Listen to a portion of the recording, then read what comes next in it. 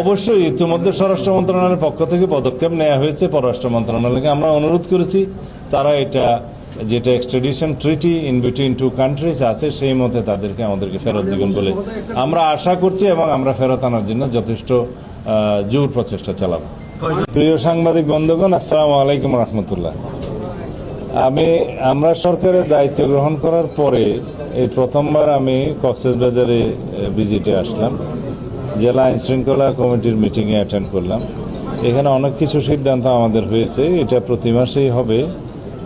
আজকে যে গুরুত্বপূর্ণ সিদ্ধান্ত হয়েছে তা হলো আমরা কক্সবাজার সমুদ্র সৈকতকে একটা শৃঙ্খলার মধ্যে নিয়ে আসব এবং এখানে সমস্ত অবৈধ যে স্থাপনা বা অস্থায়ী স্থাপনা যেগুলো হয়েছে এগুলো এক সপ্তাহের ভিতরে ক্লিন হবে জেলা প্রশাসনের নেতৃত্বে, বিচ ম্যানেজমেন্ট কমিটির নেতৃত্বে। বিচ ম্যানেজমেন্ট কমিটি এখনও গঠিত হয় নাই, নতুনভাবে গঠিত হবে। আর এখানে স্থানীয় সংসদ সদস্য জনাব লুৎফর রহমান কাজল সার্বিক সহযোগিতা করবেন এবং জেলা প্রশাসন আর পুলিশ প্রশাসনকে আপনারা সাংবাদিক বন্ধুগণও সহযোগিতা করবেন বলে আশা করি।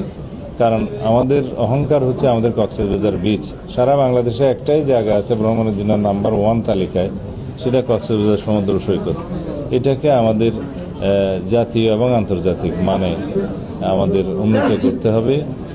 আর সেটা করতে গেলে যাতে আমাদেরকে এই বিচে একটি কোনো রকমের ময়লা আবর্জনা না থাকে এবং কোনো অবৈধ স্থাপনা না থাকে এবং এমন কোনো বিষয় আমরা ওখানে না আনি যাতে পর্যটকদের জন্য কোনো অসুবিধার সৃষ্টি হয় এবং দৃষ্টিকটু লাগে।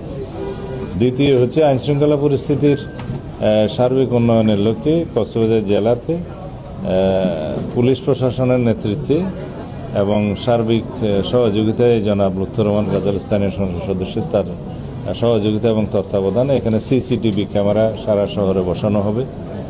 3 নম্বর হচ্ছে মাদক এবং জুয়া, অনলাইন জুয়া, এগুলো বন্ধের জন্য আমরা যা কিছু প্রয়োজন সর্বোচ্চ প্রচেষ্টা করব। সেজন্য আমরা পরিকল্পনা গ্রহণ করার জন্য আইনশৃঙ্খলা বাহিনীকে যারা এখানে সংশ্লিষ্ট আছে সবাইকে অনুরোধ করেছি। মাদক দ্রব্য নিয়ন্ত্রণ অধিদপ্তরের কর্মকর্তাবৃন্দ, পুলিশ বাহিনী, র্যাব, বিজিবি সবাই এখানে সহযোগিতা করবেন।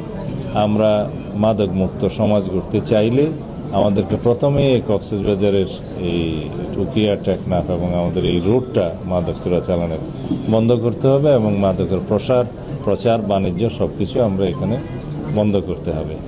3 নম্বর ইস্যু হচ্ছে ট্রাফিক সিস্টেমের উন্নয়নের জন্য আমাদের মন্ত্রণালয়ের পক্ষ থেকে আরও কিছু জনবল এখানে দেয়া হবে।